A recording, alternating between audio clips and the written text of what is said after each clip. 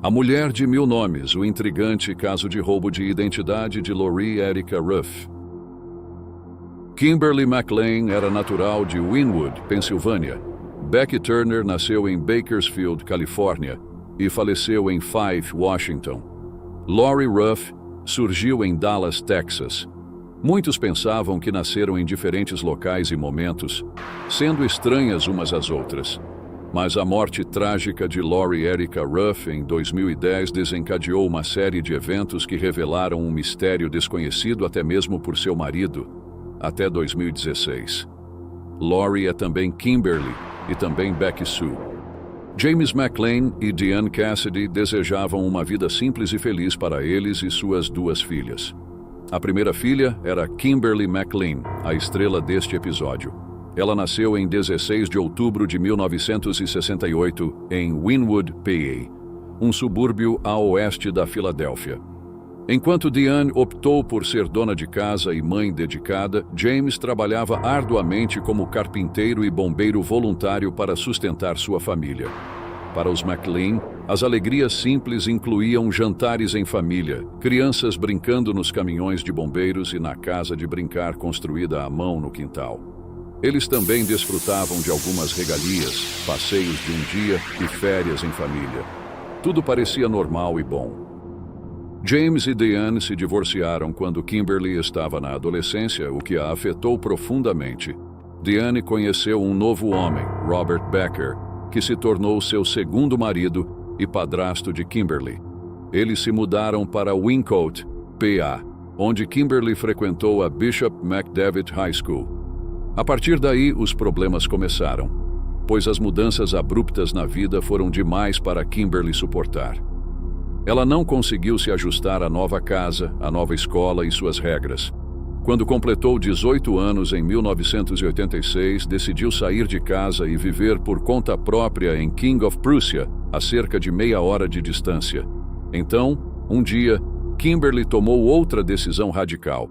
Disse à mãe que estava partindo para sempre, alertando: "Não venha atrás de mim." Essa foi a última vez que Deanne viu ou ouviu falar de sua filha, pois Kimberly iria se transformar em outra pessoa completamente. Talvez ela tivesse feito algo ilegal ou planejasse fazer, ou talvez simplesmente odiasse tanto sua vida como Kimberly e todos os envolvidos nela, que precisasse ser outra pessoa. Sua família tentou várias vezes contatá-la. Tentou encontrá-la, mas não conseguiu, porque 2 anos depois, em 20 de maio de 1988, Kimberly adquiriu a certidão de nascimento de uma menina chamada Becky Sue Turner, de Bakersfield, Califórnia. Becky nasceu em 18 de julho de 1969, então tinha aproximadamente a mesma idade de Kimberly. Mas aos 2 anos de idade, em 30 de dezembro de 1971, Becky e seus 2 irmãos morreram em um incêndio em Fife, Washington. Kimberly sabia o que estava fazendo. Becky havia nascido em um estado e morrido em outro, tornando muito menos provável que o uso fraudulento de sua identidade fosse descoberto. De maneira inteligente, Kimberly viajou para Idaho, onde em 16 de junho obteve uma carteira de motorista de Idaho com sua foto. Impressa em preto e branco estava o nome Becky Sue Turner. Ela usou a certidão de nascimento de Becky para a aplicação e conseguiu se safar. Mas ela só permaneceu Becky por 19 dias. A ladra de identidade talvez tenha percebido que a verdadeira história sobre a criança morta poderia ser descoberta algum dia, então fez uma jogada preventiva para garantir que isso nunca acontecesse. Kimberly se apresentou como Becky Sue Turner pela última vez em 5 de julho de 1988. Perante um juiz em Dallas, Texas, quando mudou legalmente seu nome para Lori Erica Kennedy. Uma semana depois, ela solicitou e recebeu um número de seguro social e uma carteira de identidade do Texas, removendo os traços de sua verdadeira identidade. Além de assumir um novo nome, Kimberly, agora Becky Sue, agora Lori Erica, também mudou sua data de nascimento para 18 de julho de 1969, tornando-se 9 meses e 2 dias mais jovem do que sua idade real. Com uma nova identidade e liberdade recém-descoberta, qual era o plano por trás dessa mudança drástica? Em 18 de abril de 1989, ela obteve uma carteira de motorista do Texas e, depois disso, um passaporte do Zippers Iowa em 19 de março de 1990. Aos 22 anos, ela se qualificou para um GED, que lhe permitiu se matricular no Dallas County Community College em 1º de outubro de 1990. 7 anos depois, em 13 de dezembro de 1997, Lori teve uma conquista acadêmica da qual poderia realmente se orgulhar. Um diploma em administração de empresas pela Universidade do Texas em Arlington. Apesar de estar ocupada perseguindo seus objetivos, Lori também deu atenção à sua vida espiritual. Ela era ativa na igreja e no estudo bíblico que frequentava. Em 2003, Lori conheceu John Blakely Ruff, também conhecido como Blake, filho de uma família socialmente proeminente no leste do Texas. Blake foi descrito ao longo dos anos de maneira um tanto depreciativa. Sem diagnóstico, as pessoas o viam como um homem simples e obediente, alguém que muitos especulavam estar no espectro autista. Para Blake, foi amor à primeira vista ao ver Lori. Bastou uma conversa para ele saber que ela era a mulher da sua vida. A atração era palpável, e para a alegria do solteirão cobiçado, o sentimento era mútuo. Quando começaram a namorar, Lori imediatamente continuou com seus modos enganosos, então você sabe que as coisas não vão acabar bem. Ela disse a Blake que havia se mudado recentemente do Arizona para o Texas, quando na verdade era residente do Texas há mais de uma década. Independentemente disso, enquanto se apaixonavam profundamente, ou pelo menos enquanto Blake se apaixonava profundamente, ele começou a perceber o quão reservada Lori era, especialmente sobre seu passado familiar. E assim, como Lori Erica Kennedy, ela recorreu a criar um passado completamente fictício.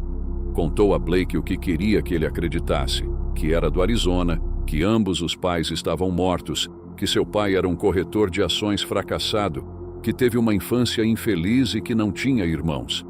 As informações limitadas que Lori compartilhava não incomodavam muito Blake, que pensava que talvez ela tivesse passado por uma experiência traumática e não quisesse falar sobre isso. Ele respeitava suas falsidades e, além disso, tinham o resto de suas vidas para aprender sobre ela quando ele propôs casamento, e ela aceitou. A família de Blake sempre foi cética em relação a Lori e achava que havia algo estranho nela. Chame de intuição, mas claro, eles não estavam errados.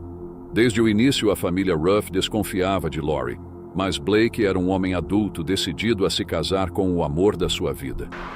Em 5 de janeiro de 2004, eles trocaram votos em uma igreja no condado de Denton, Texas. Foi uma cerimônia pequena e íntima. Lori não tinha parentes no Texas e Blake decidiu não convidar sua própria família. O importante era que a união deles se tornasse oficial, e Lori assumiu um novo sobrenome, o que tornaria ainda mais difícil para sua família rastreá-la. Ela era uma nova esposa com uma nova vida. Então, será que ela finalmente encontrou a felicidade que tanto procurava? Para evitar mais antagonismo da família de Blake, o casal recém-casado mudou-se para Leonard City, Texas, na região sudoeste. O momento parecia perfeito. Blake tinha um emprego estável que permitiria a Lori ficar em casa, pois queriam ter filhos. Eles tentaram várias vezes ter um filho, mas a então Lori, com 36 anos, teve dificuldade em conceber e sofreu vários abortos espontâneos. Eventualmente conseguiram após recorrer à fertilização in vitro para melhorar suas chances. O pacote de alegria de Blake e Lori chegou em 15 de setembro de 2008. A bela menina deveria fortalecer o vínculo de Blake e Lori e servir como um ponto de aproximação com os sogros, estreitando a distância entre eles. Infelizmente, isso não aconteceu, pois Lori mudou para pior após o nascimento. Ela começou a afastar todos em sua nova vida, incluindo Blake, que não conseguia entender por que ela estava agindo assim. Tornou-se irracional, agindo de maneira bizarra, fria e distante, às vezes até rude. Lori ficou tão superprotetora com o bebê que até se recusava a deixar os avós segurarem a própria neta. Ela também se tornava obsessiva ao rastrear a história da família Ruff, fazendo perguntas e pesquisando registros. No final, os maus sentimentos entre os sociáveis Ruffs e sua nora colocaram pressão no casamento de Blake e Lori. As coisas pioraram quando Lori proibiu a família de Blake de ver a neta. Ela sabia que eles não gostavam dela e talvez essa fosse sua maneira de se vingar. Segundo Lori, os Ruffs não lhe davam privacidade suficiente, o que a afetava. Um terapeuta de casais concordou que as visitas constantes e a proximidade com os sogros poderiam estar prejudicando seu casamento. Blake sugeriu então que se mudassem para um local um pouco mais distante da casa da família dele, mas Lori não gostou da ideia, pois gostava de Leonard City e da proximidade da igreja que frequentavam. Blake não podia fazer muito mais para salvar seu casamento, pois sua esposa já estava profundamente perturbada. Lori sofreu uma profunda depressão pós-parto. Após o nascimento de sua filha, os sintomas pioraram. Ela evitava encontros sociais e costumava beber para lidar com a ansiedade. A mãe de Blake disse: "Ela se trancou completamente e não deixava ninguém entrar." Blake pediu o divórcio em 11 de junho de 2010. Após 6 anos de casamento, Lori levou a filha e se mudou da casa da família em Leonard City para um apartamento em Longview, nas proximidades. Lori e Blake continuaram em contato por causa da filha, mas Lori havia perdido completamente seu equilíbrio. Ela se tornara paranoica e acreditava que a família do ex-marido usaria sua influência para tirar sua filha, seu único verdadeiro amor e fonte de felicidade. Sua depressão persistiu e piorou até que Lori não aguentou mais. Na véspera de Natal de 2010, ela tomou a decisão final. Dirigiu até a casa da família Ruff em Longview, Texas. Lori saiu do carro e caminhou até a entrada da garagem, onde parou. Lá, puxou uma espingarda e a usou para tirar a própria vida. Ouvindo o tiro, Blake correu para fora e encontrou Lori caída sobre o volante do carro. Foi o fim. A mulher desconhecida estava morta. Lori não deixou bilhetes. Levou consigo a verdade sobre sua identidade. Nos dias seguintes, os Ruffs contataram a família de Lori no Arizona para informá-los sobre o ocorrido. Blake então teve que contar à filha de 5 anos que a mãe não voltaria mais. Isso foi compreensivelmente difícil para Blake, então ele procurou a ajuda de sua família. A morte de Lori foi um ponto de virada que permitiu aos Ruffs eventualmente desvendar sua verdadeira identidade. Lori pode ter morrido, mas deixou para trás um rastro de documentos. Quando se casaram em 2004, Lori entregou ao noivo uma carta endereçada ao futuro filho do casal. Blake a entregou aos Ruffs, que tentaram usá-la para reunir qualquer informação que pudesse levar às origens de Lori. A carta não revelou muito, sendo simplesmente cheia de pensamentos gerais. Em um mundo com poucos segredos, a vida secreta de Lori Ruff se tornou um dos casos mais interessantes de roubo de identidade da história, dizia um artigo publicado no Atlantic por Alex French em 2013. O escritor continuou dizendo que a carta de Lori não fazia menção de sua verdadeira identidade nem das circunstâncias de seu desaparecimento. A família enlutada vasculhou o apartamento de Lori em Longview e encontrou uma caixa dentro de um armário. Havia 2 certidões de nascimento, uma de Becky Sue Turner e outra com o verdadeiro nome de Lori, Kimberly McLean. Também havia uma série de outros documentos, como formulários de impostos e notas sobre seus pseudônimos. Com essas descobertas, os Ruffs contataram a Seguridade Social e fizeram uma denúncia de fraude. O número de seguro social que Lori usou para sua carteira de motorista e passaporte foi rastreado até os registros de morte de Becky, o que levou a Kimberly. No entanto, a família McLean permaneceu inconsciente do roubo de identidade até 6 anos depois, em 2016. As autoridades eventualmente resolveram o mistério quando Diane McLean reconheceu a foto de sua filha e confirmou que Lori era, de fato, Kimberly McLean. O elaborado esquema de Lori veio à tona e sua trágica história permanece um mistério. O que vocês acharam dessa história? Um pouco diferente, mas igualmente sombria e intrigante. Se você gostou, não se esqueça de se inscrever, seguir e curtir o episódio. Se realmente gostou, deixe uma avaliação positiva. Agradeço muito.